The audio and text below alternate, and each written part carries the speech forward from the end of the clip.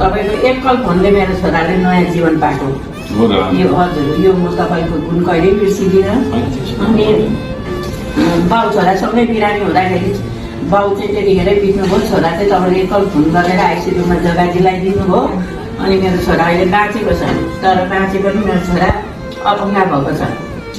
अनि अब छोरो त मान्छे बस्ने घर छैन, अहिले घर सबै ढलेर यता त्यो लिम्बूको घर छ छेउमा, त्यो घरमा बोकाएको छ होइन। अनि झगडा हुन्छ जहिले, अनि अब टाढ सबै झरेको छ, अनि त्यहाँ हामीलाई बस्नलाई घर चाहिएको छ।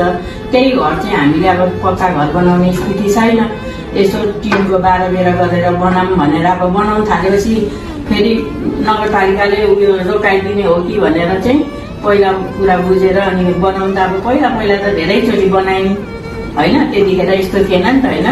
अनि अहिले चाहिँ अब नगरपालिकामा एकपल्ट कुरा राखेर बनाउनु पाएदेखि राम्रो हुन्थ्यो भनेर हजुरसँग धेरैचोटि भइसक्यो भेट्नु खोजेको, तर आज चाहिँ हजुरलाई देखेँ पनि भेटेँ पनि।